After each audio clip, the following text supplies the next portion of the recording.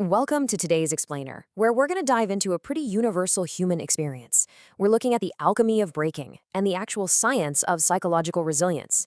To kick things off, I want you to picture a guy named Ishaan. He's sitting by himself on a bench at the edge of this quiet park, and it is just absolutely pouring rain. His shirt is completely soaked, his hair is stuck to his forehead, but the thing that's really bothering him has nothing to do with the weather. It's this suffocating heaviness right in his chest. Because earlier that morning, Ishaan got his fifth job rejection in a single month. He'd worked incredibly hard, but literally everything he had into chasing this dream.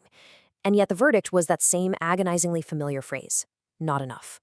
So he's sitting there, head buried in his hands, and he whispers this really painful thought to himself. Maybe I'm not cut out for greatness. Maybe life isn't meant for people like me. He just feels entirely hollow, completely crushed by the weight of all these rejections. And honestly, we've all kind of been there at some point, right? That horrible moment where it feels like the universe is systematically slamming every single door right in your face. Saying those words out loud just makes him feel so much more real to him. He's actively wrestling with his own self-worth, totally convinced that the string of failures is some final, permanent judgment on his potential. So, that brings us to part one, the soil, and the weight of rejection. Now, as Ishaan is sitting there in the dark, feeling totally isolated, this old man named Dev comes along and sits right next to him. Dev doesn't offer him pity or tell him to cheer up. He just keeps him company in the rain. Ishaan lets out this bitter laugh and just kind of unloads on him, explaining this endless cycle of trying, working, and ultimately failing. But Dev doesn't mock him. He doesn't give him some empty cliche. Instead, he just smiles and asks this really profound, unexpected question. Do you know how a seed becomes a tree? Now, Ishaan is completely caught off guard. He frowns.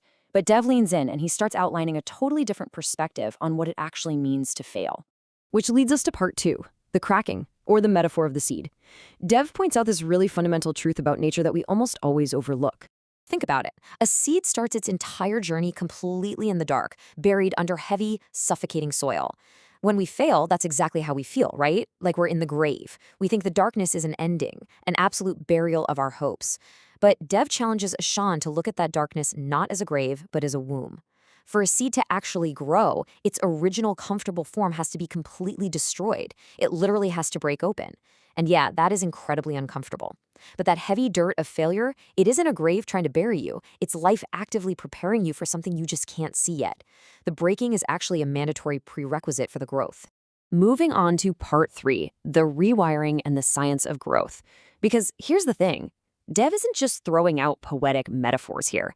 This idea of breaking to grow is a literal biological process happening right inside our heads. Okay, let's dive into this. Dev introduces Ishaan to a concept called post-traumatic growth.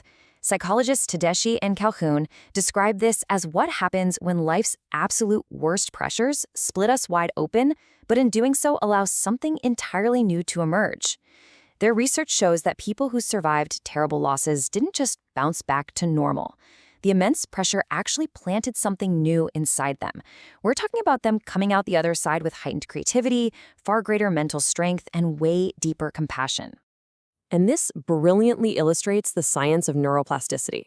When hardship hits you out of nowhere, like say a brutal string of job rejections, your old familiar neural pathways get totally blocked. Think of it like a river suddenly hitting a massive dam. But your brain doesn't just give up and stop. It actively builds new neural pathways. It rewires itself, carving out totally fresh cognitive routes just so it can keep flowing forward. Dev even picks up a little fallen tamarind seed off the ground to make this real for Ishaan.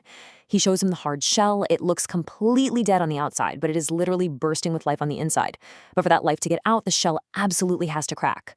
A seed, it doesn't die when it cracks apart, it rewires. Just like our brains biologically build new pathways when we hit a wall. Psychological breaking is basically a biological necessity if we want to adapt. So when you feel like your world is falling apart, it's often just the soil demanding that the seed inside you finally starts growing. Which brings us to part four, the emergence and the proof of the process. Ishaan asks a fair question.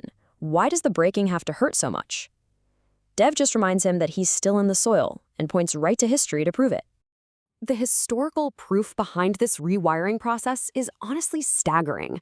Just think about Steve Jobs for a second. The guy was very publicly fired from his very own company, but that was the massive break he needed before he could return and build a technological empire.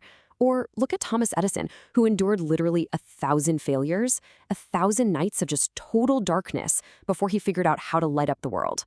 Or J.K. Rowling, facing brutal, spirit-crushing rejection after rejection before her stories finally reached millions. Every single defeat they faced was just life whispering, not yet. All right, part 5, you're planting ground. Let's turn this theory into practice.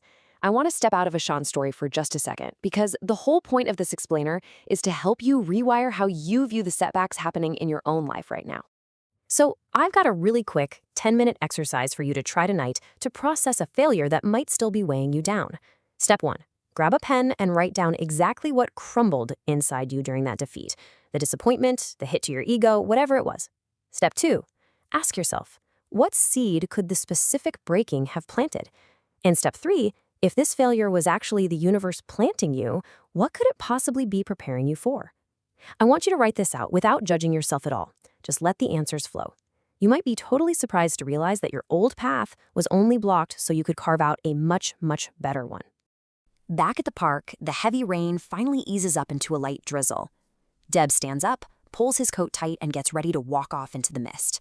But right before he goes, he turns back to Ishaan and leaves him with this one undeniable truth. Failure is not here to bury you. It is here to plant you. Ishaan is just stunned. Now, the heaviness in his chest doesn't just magically disappear, but it definitely loosens. He finally feels this tiny flicker of hope, a spark telling him that maybe this terrible night isn't an ending at all. It's a beginning. And that leaves us with one final, pretty big question to think about as we wrap up today's explainer. What seed is your breaking planting today? I know the soil you're in right now might feel impossibly dark and uncomfortable, but just remember the science and remember the seed. This isn't your burial ground, it's your birthplace. Thanks so much for joining me today. I really challenge you to look at your next setback, not as a door slamming shut, but as your shelf finally cracking so you can truly grow.